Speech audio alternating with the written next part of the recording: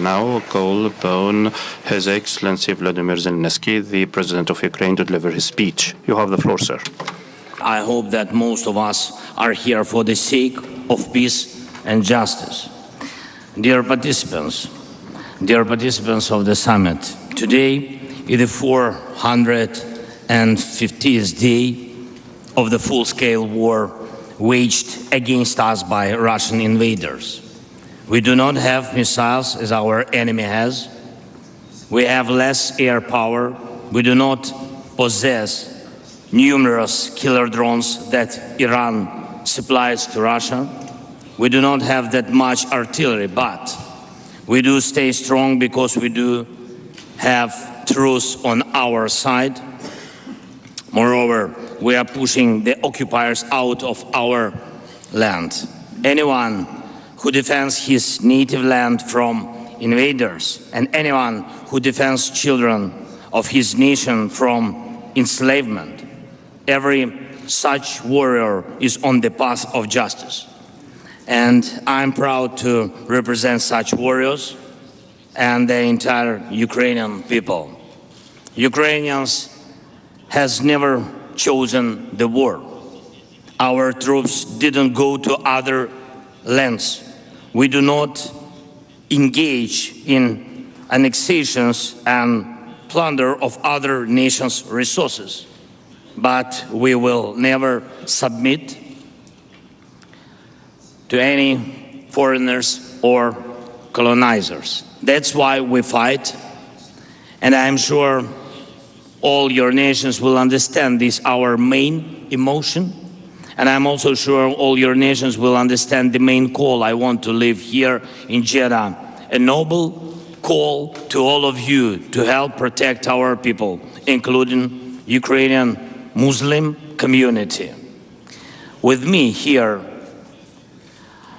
is the Honorable Mustafa Dzhemilev, the leader of the Crimean Tatar people, one of the indigenous peoples of Ukraine, whose home is Crimea, the center of Muslim culture in Ukraine. For centuries, the Crimean Tatar have been and should remain an integral and strong part of the Muslim community of the world. But Crimea was the first to suffer from the Russian occupation. And until now, most of those who are subjected to repression in the occupied Crimea are Muslims. We already have a positive experience with Saudi Arabia regarding the release of our people captured by Russia. We can expand this experience. And even if there are people here at the summit who have a different view on the war on our land, calling it a conflict, I'm sure that we can all be united in saving people from the cages of Russian prisons. Unfortunately, there are some in the world and here among you who turn a blind eye to those cages and illegal annexations. And I'm here so that everyone can take an honest look, no matter how hard the Russians try to influence. There must still be independence. And I want to thank Saudi Arabia. I want to thank the majority of you for supporting firm international positions and the UN Charter. Dear participants, your people have already seen that Ukrainians are people of peace, of real peace. In 2021, we made a priority. Ukraine opens to your people and the people of Saudi Arabia and United Arab Emirates, Oman, Bahrain, Kuwait got to know Ukraine. And I'm happy that your tourists were able to see the splendor of spring in our capital, in Kiev, and the majesty of the Carpathian Mountains. I believe that one day your people will come back also to see our Crimea, Ukrainian Crimea, free from Russian occupation and humiliation. Our relations are also tied by the education of tens of thousands of Arab students in our universities every year. And it really is an honor for us that children from Morocco, Egypt, Jordan, Iraq, Lebanon, Algeria, Libya, and Tunisia went to Ukraine for education.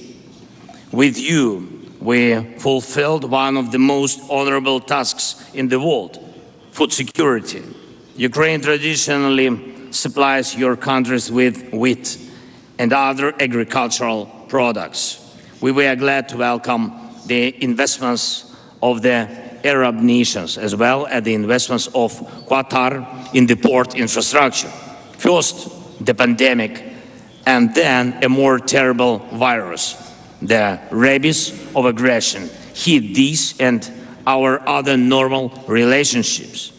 And I'm more than sure that none of you will agree to surrender a third of your country to the invaders. And I'm more than sure none of you would watch without a fight how foreigners steal the children of your people. Hundreds of thousands of our children are deported to Russia, separated from their relatives. And there in Russia, they are trying to teach our children to hate their natives. And I'm more than sure that none of you would admit the military occupation of a nuclear plant to use it to blackmail the world with nuke disaster. Look at how much suffering the long-term wars have brought to Libya, Syria, Yemen, how many lives have been wasted by years of fighting in Sudan and Somalia, in Iraq and Afghanistan. Everyone who adds to suffering by his new aggressions, everyone who sows enmity, everyone who wants to bring back the old days of invading empires that didn't count with the will of independent nations. Every aggressor goes against the world and will be cursed by the people. And I greet everyone who is ready to join us on the path of justice. Ukraine proposed the peace formula to end the war. You can see how it works on the example of food security, one of the points of our formula. Even when the war is thrown into our home, we do everything so that the homes of other peoples also survive. We managed to launch the Black Sea Grain Initiative and partially lift the Russian naval blockade of our ports. This stabilized food markets and helped many, including the nations of the Arab League. The implementation of another point of our peace formula will also help many, the return home of all captives and deportees. Each of the honorable delegations was given a document in your language with 10 points of the peace formula. Please, you can choose the point to help that you consider appropriate, and I will be grateful to each of you who will choose exactly the direction of rescuing people held in Russian captivity. So I invite all of you who respect peace to join the implementation of the peace formula and thus to reduce enmity and wars, suffering and evil. Russia is weak. We beat it even when it has more weapons in their hands. Its aggressiveness doesn't come from strength, but from the understanding that the time of empires has passed. That's because the time of free independent nations will never end, and Ukraine proves it. I wish you peace.